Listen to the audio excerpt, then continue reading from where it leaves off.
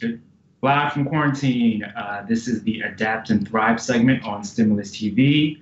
I am Gerald Flores, and this is 45 minutes where I basically get to practice my interview skills and check in on my friends in front of an audience of people. And so this is not, don't adjust your screens. We are not the same person. I'm here with Jian DeLeon, the editorial director of the blog and magazine and media platform altogether, co-host of the Dropcast, co-host of 50 other things. What's going on, man? How you doing?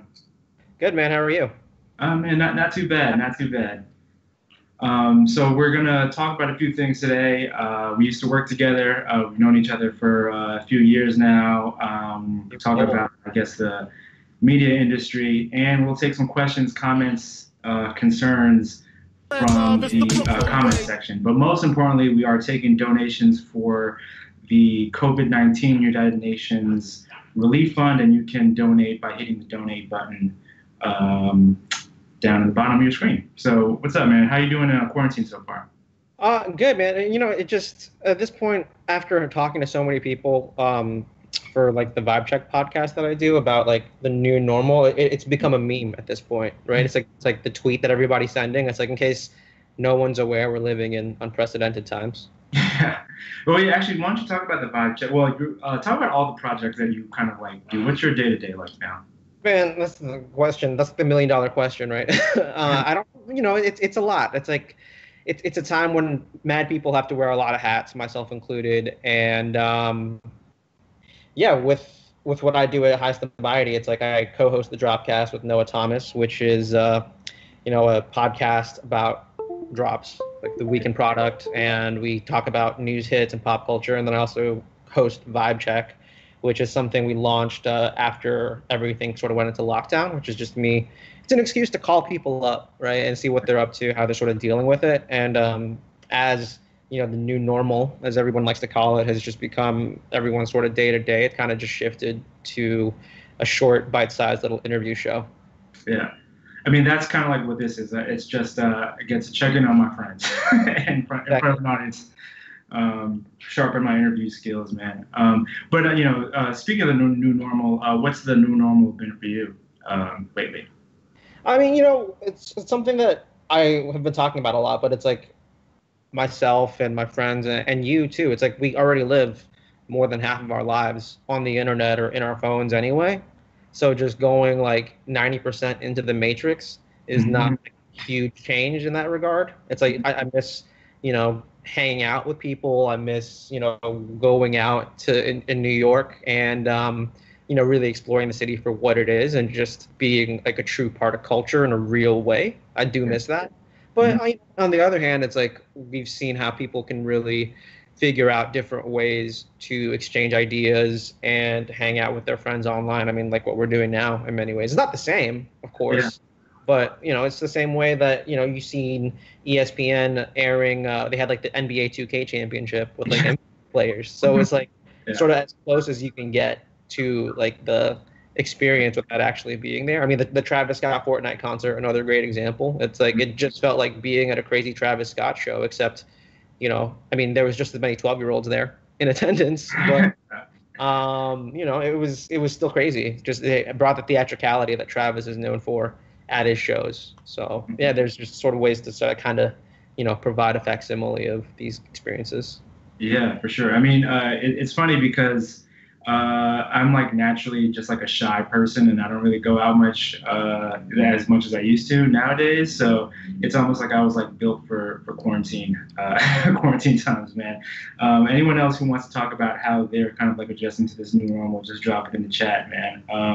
And again, we are taking donations for the United Nations Relief Fund, and you can donate by hitting the donate button. So let's start in the beginning, man. What made you get into this line of work? I mean, you know, it was one of those things where I just sort of didn't know I could get paid for it. I majored in English in college, so I'm one of the few people that's actually like working in something related to what, you know, you sort of studied. And yeah, for me, it's one of those things you sort of fell into. I've always just been intellectually curious and wanted to know like the why. of things, right? So it's like for me, it was like getting into sneakers. I mean, it was like the heyday of like SBs. So Hmm. it's a I guess when I was about to graduate college, I was diving headfirst into just copying mad shit, and it was like before the blog era, because like both High Snobiety and Hypebeast were founded in like 2005, but it was still very much like forum culture. So I was like on Super Future, I was on Nike Talk. I wasn't always posting. I was lurking a lot, and that was kind of tight though because you just sort of shut up, soaked everything in, and then kind of learned a way to like navigate, and you got to meet like-minded people who put you onto game Hmm. in that way. And yeah, from then on, it was just like seeing how the media and media sites and sites like High Snob were starting to cover this stuff, and of course Complex. Yeah. Back in the day, it was like the first magazine that I was just like, this is kind of tight that it's sort of just like all the stuff that I was into, mixing it in a way that I never saw before. I mean, there was the Kanye cover. I think he's like with, or well, Most Def and David Bowie, probably still one of my favorite covers. Yeah. Right, but it was just like when back in the early days of that publication, it was just like here are two things people don't think Hmm. necessarily go together, and yet here they are together. Yeah, that's where for full transparency, me and Jian used to work together at Complex. Jian actually used to be my boss at some point in time, a few years ago. But yeah, I mean, that's what I loved about working at that company, is that, I said it in my going away speech when I left earlier this year, is that, the best thing about Complex is that it put it would be like Ludacris and Jeff Gordon and it would be like Will Ferrell and Outkast on like a cover, and it was like really groundbreaking at the time. And for guys like us who are really, really into sneakers, it was like the only place, or one of the first places where they actually had pages in the mag dedicated to stuff we were into. I mean, like, I remember one of my first weeks there. We got the Yeezys, the Yeezy 2s Mm-hmm. sample, and of course, like JLP got them in, and that was just like a oh shit moment. Like, Yeah.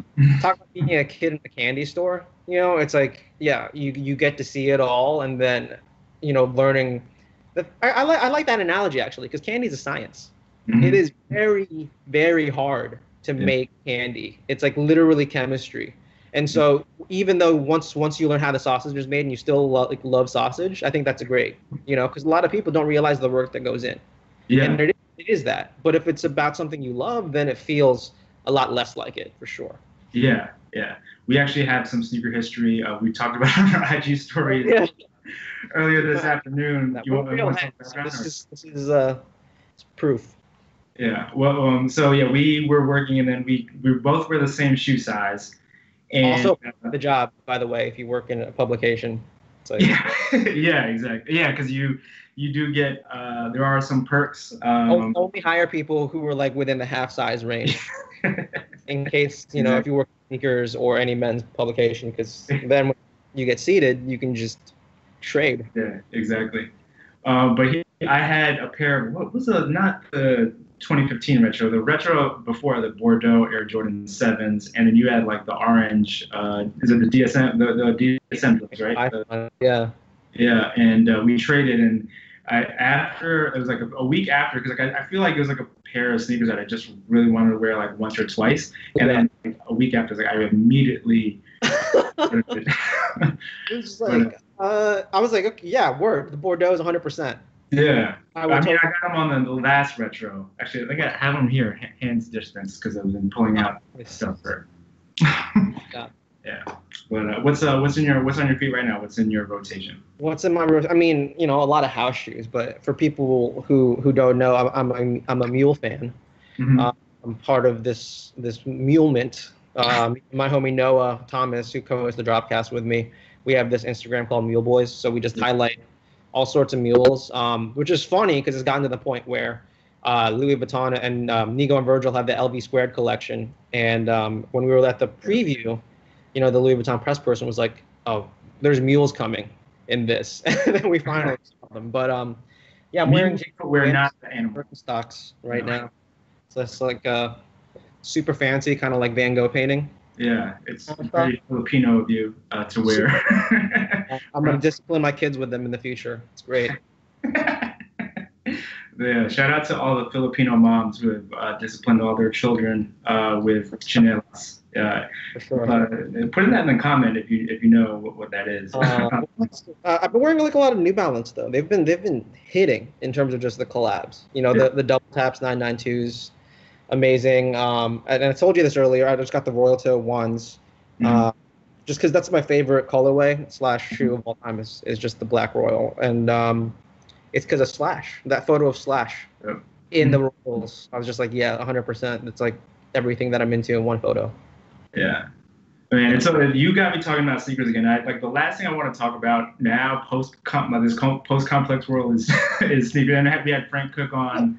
I know about that with Frank, and I get it. You know why? Because my first job, I was 13, and this is how you know I'm Filipino, because I was working at 13, and my dad was driving me to the mall because I needed to get money, and you know, it was at Auntie Anne's Pretzels, and it was just like, at the end of the day, you know, 8-hour shifts, like working as a cashier, cleaning shit up. It's like the last thing I wanted to do was touch a pretzel. Yeah. Smelled baked goods. I was like, nah, you know. So I get it. You can get totally saturated with it, but yeah. I mean, for me, it's like I still am able to detach myself and like still get excited about product. So I think it's just a matter of how deep your obsession goes, you know, and I'm just a nerd about this shit still. So yeah, I mean, I love sneakers. I just don't care about them as much right now in comparison to like other shit that's going on. Like, 100%. But yeah, that's fun. That's funny. We got some questions, actually some footwear questions, in the comments.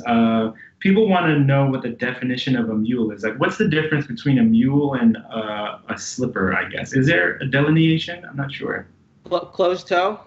No back. There you That's go. It. You cut the toe off. You got a sandal.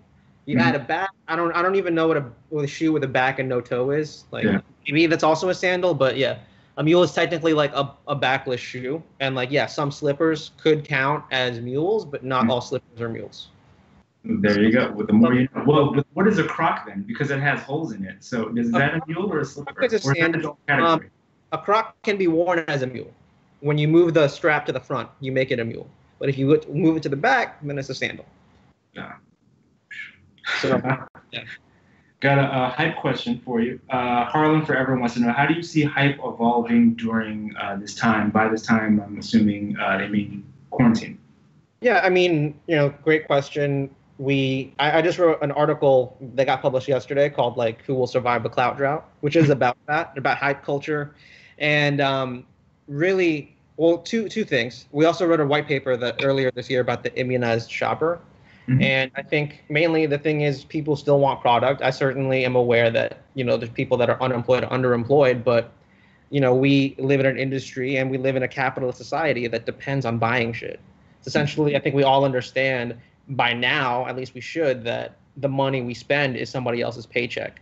So if I'm going to support a brand like Noah, or if I'm going to support a brand like Andrew, a Miami skate shop, who just celebrated 3 years, that's me voting for what I want to be around in the future. So it's like if I'm going to give my money to, Whole Foods or Amazon versus like my corner store, then that's also like a conscious decision where I'm using my dollars to vote. And in the hype world, it's like you got a lot of independent brands. You got a lot of independent streetwear brands and small menswear designers like 18 East, who, for all intents and purposes, are struggling to survive in this kind of paradigm. And I think with that, it's like, hype is like you can support the brands that you want to be around when this shit goes back to normal. And I think that's sort of how it's evolving for sure. Right. On the other side of that coin, I wanted to ask you, you talk about obviously the retailers and, among other businesses are struggling right now. But for people like you and I guess like me, who want to be a blogger or a podcaster, and they're either graduating into this or they've recently been laid off or underemployed, what kind of advice would you during this time? This is the best time to be creating independent content. That I just mentioned, like the Clout Drought article, which, the premise of that is everybody's sort of creating and putting shit out, but a lot of it is shit. It feels like when you're at home during the summer, during middle school, elementary school, and like you turn on the TV and you have like 500 cable channels, except like it's nothing but Law and Order marathons and like the Fast and Furious series playing, and it feels like that. It's like, if I see like another pair of Air Jordan 1s like from '85 next to a mirror, or like a dyed pair of Stussy Spiridons, it's like I don't need to be reminded of what I like. So accounts that I shout out there, there's like one called Heart Copy, HARTCOPY. Wow. This account has under 10K followers, but it's clear that there's a perspective and an amazing sort of knowledge and a desire to enlighten people, and that sort of blog idea, right? Like this is why I fell in love with blogging and that type of culture. It was passionate people putting other people on to stuff that they cared about, and it showed that they cared. And Hard Copy is amazing because they'll talk about a Zoom to Laria by Stash. Yeah. And it totally defeats the purpose of like visually focused Instagram by like adding copy on the image. And it feels like, anybody who's seen like an old Japanese magazine, like the Lightning Nike Chronicle or Shoe Master, it's like you see these dope photos of Nikes and just Japanese text and you didn't know what it said. And it's sort of like the English version of that. And I think it's really dope. And I think it's just about being original and sticking to that vision and being consistent with it. And that's one way of sort of breaking in, Everybody is on the internet and everyone's looking for either something to enrich them, enlighten them, or entertain them. And so just keep on doing it right now, I mean, Luke Frazier from Round 2 has a cooking show. Yeah. The last person I would expect to have a cooking show, but I know he loves food. So it's like that's where his heart is. And, even if you're not even if you can't monetize it yet, the point is, it's like, at least it's keeping you sane. So it's, everybody's trying to work out their own salvation in some way, shape, or form. So it's like, just do it if you can, because it's like it's hard to get a W these days for a lot of people. So it's like almost like you got to have a creative outlet, and it seems like you have several of them because you're kind of like working on like the podcast and obviously the projects that you already have going on, man.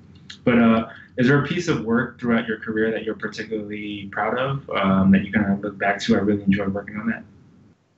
Yeah, I mean, there's a lot for sure.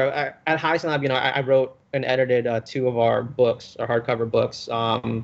There's the New Luxury that came out last year, and then we did the incomplete High Snobiety guide to fashion and street culture. And they're both out by Gestalten. And I think that was really dope to work on, just because, as a writer, the one thing you want is like, your work to sort of live on in a book.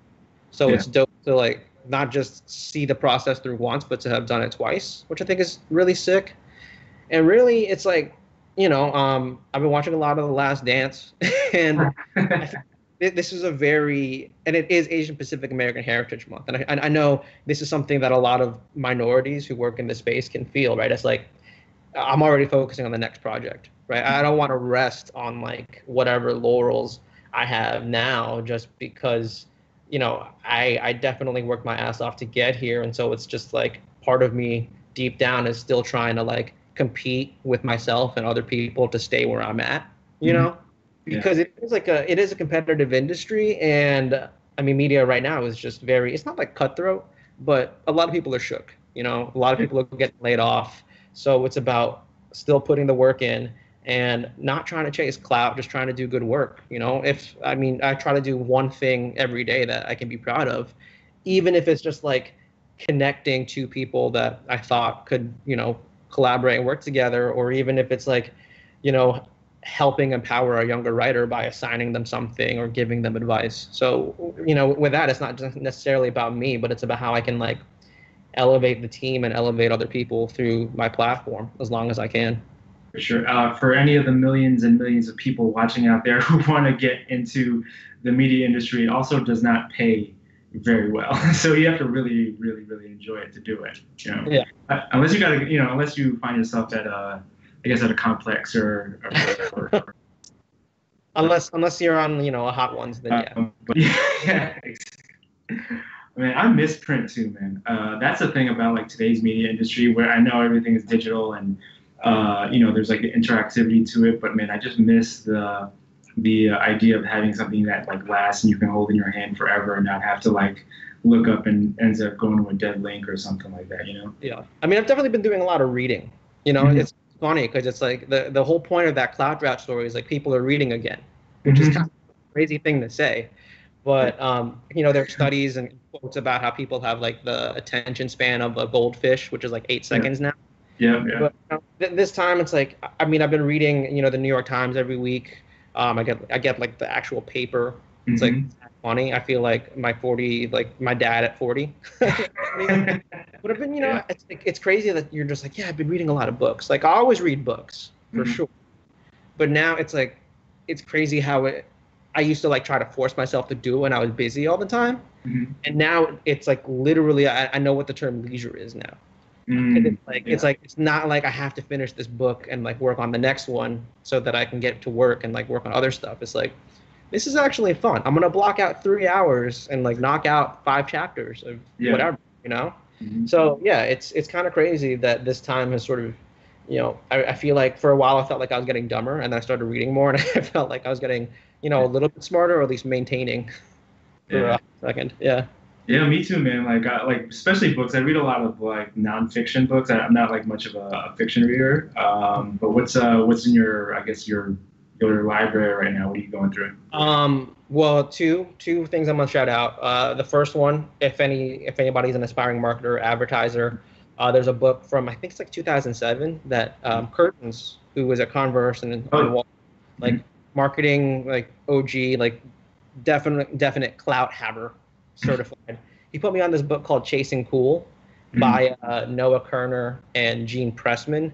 And Gene Pressman founded Barney. So it's essentially about, you know, everyone likes to use the word authenticity and culture, and I hate to use those words because they mean about the same as like hype now or like hipster. They're just like whatever marketing buzzwords, but it's about a lot of the stuff we talked about, right? Which is like how do you really speak to communities in a way that shows that, you know, you understand where they're coming from and you can really speak the language, and it's about walking the walk and talking the talk. And then, of course, I mean, if you like Shoe Dog, Phil Knight's autobiography, you Yeah. absolutely have to read Yvon Chouinard's "Let My People Go Surfing." It's Mhm. the autobiography of the founder of Patagonia, and it's really good. It's not like so much businessy; it's just it's more of like a philosophy book. Like you feel like you're reading a book about, you know, faith and religion in some ways, just Uh-huh. because of how he talks about the environment and sustainability and trying to be like a steward of the earth. But it's really fire, so I definitely recommend checking that out. I'm gonna look them up and order them on Amazon right after right after we Yeah. end this call. Anyone else who has any book suggestions, drop them in the chat. And we're also taking donations for the United Nations Relief Fund, and you can donate by hitting the donate button on your screen. So describe like what a normal day is like for you. Like when you wake up, like do you have like a routine now, or just kind of like every day kind of like just dictates itself, or For sure. I think it is like about trying to figure, because the one thing that fucked me up the most is waking up and you're at work. So it's just yeah. like, how do you transition to, you know, okay, I'm at home, but I need to like carve out this time to Mhm. like get in the business mindset. And to be honest, the one thing that helped a lot was stop wearing sweatpants if I'm in business mode. Really? So I started wearing like jeans and like proper trousers, Yeah. like when I wake up, and it's amazing how much that changed my mindset. Because then it's just like, I mean, as someone who loves clothes, it's like there is a ritual in getting dressed, right? It's like, I mean, you remember when we had 4 pins back at Complex? That was like, and of course, like a Complex style. Oh, you asked about proud moments. That was an amazing one too. When Virgil Abloh put sort of a quote in the article I wrote on his rug, and now it's like, I think it's at the High Museum in Atlanta now, but it was also at the museum exhibit in Chicago. It's like literally the Oh, first day. MCA. It's like literally the first thing you walk into when you enter the Virgil retrospective is a rug by Jim Joe with like an article with a quote from an article I wrote, which is fire. But yeah, I mean, long story short, yeah, getting a fit off in the morning just already puts you in a mindset for just like Mhm. one, wearing your stuff and developing a good relationship with your clothes in that Marie Kondo kind of way. But you know, it's like Mhm. if you buy nice stuff and you look at it in the mirror, you're like, okay, cool, like this is dope. I feel dope. You know, look good, play good mentality. Yeah, yeah. I mean, I haven't worn nothing but like sweatpants or like workout clothes since like probably February. I mean, don't get me wrong, no skinny jeans or nothing, but it's like I already wear like baggy pants, so it's like Mhm. it's just a different material. Yeah. How do you know when to like? How do you know when to shut your brain off and go from like work mode to, I guess, like I'm at home now mode? It really is day to day. It just depends, right? Because there are some days when one of my favorite books also is George Lois. He wrote this like tiny bite-sized book called Damn Good Advice. Hmm.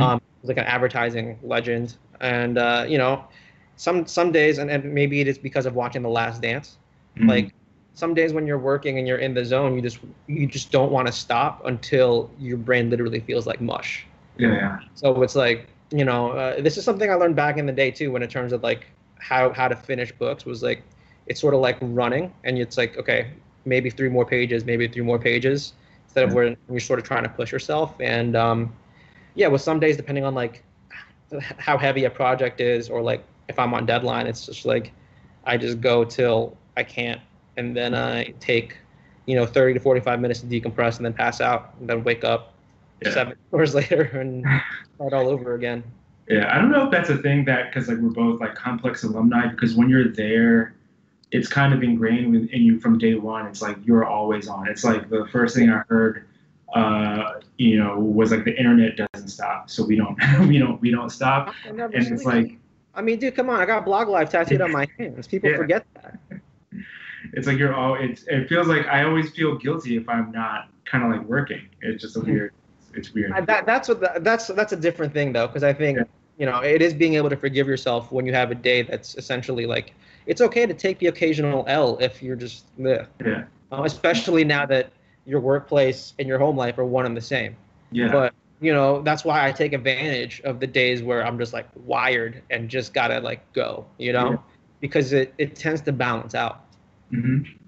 And like me too. Like I mean, I don't do like a strict like my work day is like not a strict 9 to 5. Like I kind of just like since you're always in your workplace when you wake up. Like yesterday, I just like today is like a leisure day. I just like sat around, watched replays of The Last Dance, and like read for like 5 hours. For But sure. oh man, it's so fun. I just actually wrote something about for Esquire, which is live just right now, just right before we went live, about people dressing up at home to watch The Last Dance. Is that something you have participated in to Mm, watch every Sunday? No, because here's the thing: is like I have like some Jordan stuff that I'm never gonna get rid of. I mean, my black and royal dedication goes so far as I have the satin silk bomber. Because remember how they did like the embroidered Jordan wings bombers for the Oh, yeah. satin ones, both Mm. the royal one and the breads. So I have like the flight suit, and I can't bring myself to put it on, mainly because I know like I'm a scrub on the court. So it's like if I ever do the full fit, it's more just like I can't, dressing up to watch Jordan. I mean, I get it, because it's like when Rise of Skywalker came out, I wore like I have an undercover Star Wars bomber that I put on. Oh, I thought you went cosplaying. Like what? No, Like just watching it. there's, thankfully, there's like kind of cool Star Wars stuff that has come out that I could wear in that context. But yeah, that's the thing. It's like it is a bit like cosplay. Like, am I inspired to wear Jordans? Sure, but I'm also Filipino, so I can't wear any shoes inside the house anyway. So that Yeah. just wasn't gonna happen. Like I might have a pair out that I'm looking at, or I might be even more inspired to buy a pair, which I think is amazing. But yeah, no, I'm not like I get why people do it. It's you can't dress up for sports right now, so that's like the next thing. Like Yeah. the same cat that wearing the team colors or team jerseys on game day, Hmm. same thing. Yeah. Except it's Jordan. And who like not well. I know there's like a small percentage of people not rooting for Jordan, but it's such a good documentary that you just can't help but do it. Oh man, that guy doesn't miss because he did the Andre the Giant one, I think, for HBO, and oh man, there's one. The art one too, right? Yeah, I Yeah. think that's right. But it's just so thorough and so good. Hmm. But anyways, so this is the adapt and thrive segment on stimulus. So I got to ask you, what was a situation in your life that you had to adapt to and thrive through it? Yeah, I mean, we were talking about jobs, we were talking about job interviews and, trying to make it here. And I think I've been on many job interviews. I haven't gotten every one. And I know a lot of people right now, because of unemployment, can probably relate to this is, feeling like this next opportunity might be your last shot. And it's not. It's like sometimes, the saying, like when God closes a door, God opens a window. It's like, doesn't open a window, he opens a door. I mean, you open the window. Yeah, I heard one that if God closes the door, he opens another one, but it's hell in the hallway. Well, yeah, for me, it was like you adapt and thrive to the situation. It's like you can be bummed about not getting a position, even though I've interviewed for positions that a lot of people would consider a dream job, right? And I'm fortunate to have had positions that people will call a dream job. But for this conversation, we're talking a lot about living for work and that sort of mentality. That's my biggest lesson, is not doing that, right? Do I like to be proud of what I do? Yes. But at the same time, I'm not my job. And I think it's important to have that differentiation point where I'm not only defining myself by where I work and what I do, so that when I don't get those opportunities, I still know who I am and how I can be consistent in the stuff that I want to be passionate about and want to do and pursue that, and then find a way to sort of get in where I fit in. And I think, especially right now when you have a lot of people who can't even get unemployment or trying to like figure it out, you can figure it out. It might just take longer, and it's hard to not get discouraged, but it's about persistence. Yeah, I've been reading a lot about, there's this guy's name is Dr. Michael Gervais. He's like a sports psychologist, but he wrote about like how, speaking of like The Last Dance, where a lot of the professional athletes that he works with, after they retire, they kind of go into like this crisis because like their whole life from when they're a teenager to going to the pros, like they just known to play sports or do this one thing. Right. And now he calls it identity foreclosure, where their life and their personality is so connected to what they did that after that what they did is over, like they just have no sense of self anymore. It's like really, really fascinating. For sure. But I mean, I think you're right, man. I think you're right. But let's go into some comments. We got a comment here, a question here from Sinbad Divine. What is the future of retail from here? The future of retail? That's like the $1 million question in many ways. I think, in some ways you're seeing it in people rely more on online. I also, you're going to see, I mean, obviously Neiman Marcus declared bankruptcy this week. Yeah, J. Crew, of course. And, I mean, well, let's get it straight. Like, bankruptcy doesn't mean they're going to close, really. Because, like, don't forget, Marvel was bankrupt, like, 5-6 years ago. And now they're definitely not broke. So they're just sort of figuring out what that new situation looks like, where they can make money. And, yeah, if they can't, then, yes, they'll close. But technically, like, that's what's happening during bankruptcy. And people are just trying to shift and figure it out. For me, the future of retail is like, the cream always rises. I think people are thinking of ways to innovate. I mean, certainly Supreme and Nike aren't going to go anywhere because they already know their retail model. I mean, in the luxury world, which is experiencing a lot of hurt at the moment financially, it's like Hermes is still at the top because they run a tight ship and they know what they want to do with their business. But, what I'd like to see, I mean, I would like to see a rise in, independent brands and independent stores get support from their community. And I think that's one of the things we are seeing is people rallying around ways to, support these local businesses that, when things calm down, they want to be able to patronize them again. Right. And I think people are realizing that as Jeff Bezos is about to become the world's first trillionaire, maybe I should stop shopping at Amazon and think about how I'm spending my money and how I can use it to invest in the community. Because it's like, not everybody's going to have stocks, but you don't have to have stocks to make an investment that is meaningful. And that could just be like, patronizing places that need those dollars to make them stretch further than like a corporation could, Yeah. And I think for me, like, that's my ideal future of how retail will shift. Yeah, I mean, do you think physical shopping will come back? Because I talked to a lot of friends of mine who are in retail and like they own boutique businesses, and like when things do start opening up, they're obviously there's still going to be social distancing in effect. So like, well, if I have this small store space, how do I ensure that only a amount of people can like be in and be far from each other and everyone's like, I guess, safe, quote unquote. So yeah, I wonder how that's gonna work. Do you have any thoughts on that or? Yeah, I mean, you're seeing that in China. You know, I just did a podcast with Kevin Poon, who's the co-founder of Clot and Juice Stores, and you know, in the Asian market, everyone's talking about the revenge spend, when just people coming back into stores shopping with a vengeance, and you know, he's like, you know, people are coming in buying 5 pairs of pants, buying like 4 pairs of sneakers, buying 10 T-shirts, and I do think that you know, concept stores, as far as like clothing goes, because I think I read a report that 89.3% spending went down in those sectors. So when people finally get a chance to like visit these sort of stores again, and they actually have a place and a context to like wear things, that'll certainly change. I mean, one thing I've heard like the first couple weeks is people buying things aspirationally, like buying a dress and looking at it and being like, I'm buying this to remind myself that there's going to be a way I can wear this. There's going to be a place I can wear this again. So yeah, I think that physical retail space is super necessary to a certain extent. That you know, a store is more like a hub for culture in some ways. You know, some more than others. Yeah. I got a question here from 5050 Max. What do you think the next big market is? Is it in Asia? It's a really tough question. I don't know. I don't know if you have an answer to that, but. I mean, of course, like it's been in Asia for a while. Like but what's crazy is that so many world economies are tied to how China is doing, and for the first time ever, the fact that the Chinese economy is declining is a bad look for everyone. Yeah.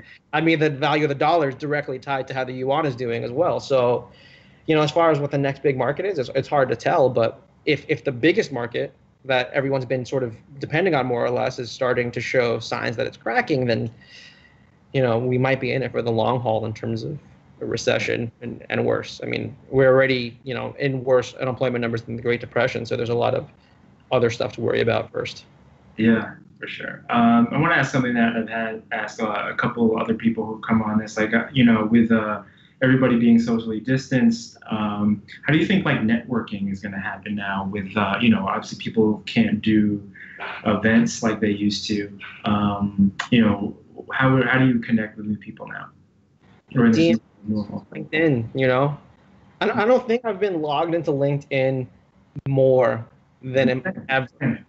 Like, Yeah. since you know this whole thing started, and you know it's funny. It's like I've met people through like IG lives, which is like the weirdest thing, but it's like so funny because you'll see friends talking in like the live, or you'll see friends talking on like a Zoom or like on like a comment section, and then all of a sudden it's just like you get a mutual follow, and then it just turns out that you know you guys just start sending each other memes or whatever, or just like you know you can form cook groups now off social media, which I think is still one of the best ways to foster a sense of community now that you know there's so many online drops happening, at least until the supply chain gets even tighter. But yeah, I think that the online aspect of you know why I got into this world in the first place is stronger than ever, and I think that that's also probably one of the stronger networking tools. Like the line was a community, and now it's like forming your online cook group is just that. I mean, whether it's a group text or a Facebook group or you know a Twitter DM group, whatever. It's like I think I'm a strong advocate of making homies in a cook group, and just you know again it's because it's more about connecting over product than anything. You know, and a lot of these people don't live in areas where they can talk to people directly that share that passion. So I'm 100% for that still.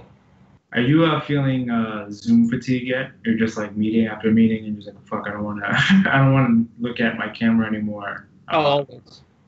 Yeah. Always. And like, you know, IG Live, it's like I kind of hate as well, but there's just a lot of reasons why too. But yeah, I mean, but Zoom is cool, and it helps us. It's like, I don't know, Zoom feels like stepping in the office. You know what I mean? If that makes sense. Yeah. Yeah. And it's like every time I'm on a Zoom meeting, it just feels like office hours versus like other kinds of social media that feel less casual. Like we did a couple of IG lives. I mean, people are just so. I mean, I think it could be because of just the emotional climate, but people are just savages on like IG live comments now, man. Where it's just like, you know, if like me or you would be on it, and it's kind of fucked up because then they're gonna accuse one of us of eating a bat or some shit like that. It's fucked up because of like all this anti-Asian sentiment. It is a big issue. So it's just like trying to deal with that and just sort of figure out, you know, how can we just sort of play our parts respectively as people trying to get a job done, and two, how do we help educate people that maybe don't say that, and extend that same social justice advocacy to, Ahmaud Arbery, Sean Reed, and all these other black faces that are getting unjustly killed. And I think, that's something I've been thinking a lot lately, even though it's APOM. There's a history of working with the black community that goes back to like the early 1900s and 1800s that I'm thinking of some way to really start working on. So that's like what's been on my mind lately, and in terms of networking and building that community. That's awesome. That's awesome. Got a question from Harlem Forever. You kind of touched on some of it, but what new business practices have you adopted during this time? Yeah, I mean, stuff like this. I think it's finding ways to reach new audiences and speak to them in a real way where they're at. Just no bullshit. Like, this is what we're about kind of deal. And, trying to be as consistent in the messaging across those platforms as possible. It's like, it's so funny because it's just like, it's the opposite of when Keeping It Real goes wrong on the Chappelle show. It's just making sure that when I'm taking these opportunities to speak, on a stimulus or on a podcast or on a Zoom, it's like just making sure that, I know who I am enough, and the message that I want to communicate is the same, across all ways. Yeah, for sure. I feel like it would be useless. This whole pandemic and everything that we're going through would be really useless if we don't come out of it with like a greater sense of like empathy and compassion for other people.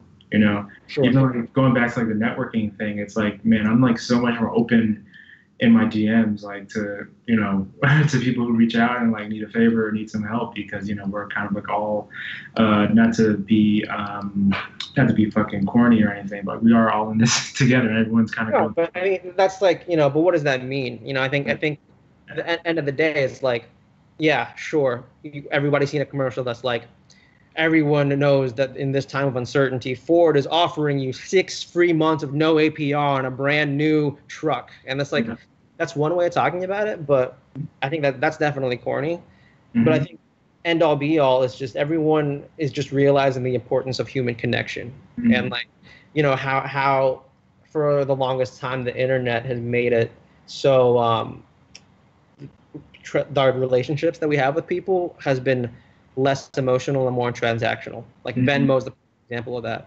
It's just like the fact that just like, oh, word, here's rent.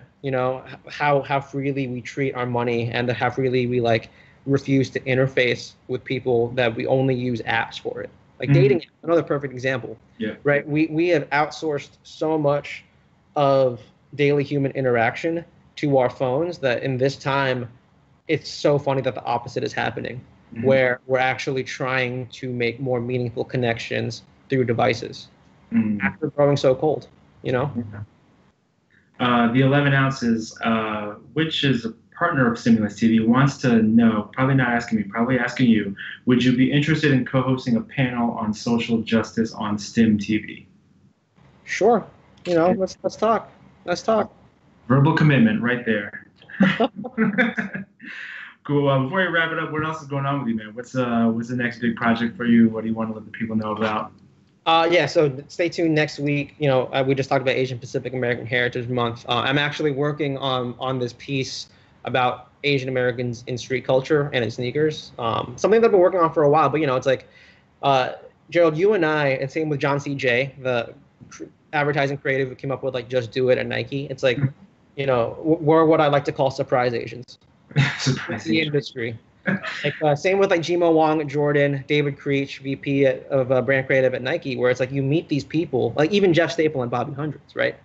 Like there are so many people who look like us in this community that are crazed and like just surprised, where they're just like, I didn't know that the editor-in-chief of Soul Collector was Filipino. I didn't know that the editorial director of High Snobiety is Filipino. And it's it really shows the importance of representation, but also how, just by being who we are. In the same way, like that Chad Hugo, just being a Filipino dude in the Neptunes, me looking at him being like, yo, that's sick. I didn't know people look like me were making, songs that good or could even be in that space. And that's like, we want to talk about sneakers, like Daniel Shimizu's first SB, right? It's the first pink box Dunk SB high. And, you know, growing up an anime nerd, seeing this Robotech shoe by a Japanese skater blew my mind like 700 ways, because I was just like, this is the most seen I've ever felt by an inanimate object. And, you know, stuff like that is what really is going to inform this sort of piece. Yeah, that's awesome. We're looking forward to seeing it. I'm going to put Surprise Asian in my LinkedIn bio. Yes, absolutely. Jian DeLeon, my Filipino brother, thank you so much for coming on, joining us on the Adapt and Thrive segment. I'm Gerald Flores. Thank you guys for tuning in. Last request, if you want to donate to the United Nations Relief Foundation, hit that donate button. Thank you guys for tuning in again, and I guess I'll see you next event where we'll get mistaken for each other, probably. Thanks, Gerald. All right. See you guys.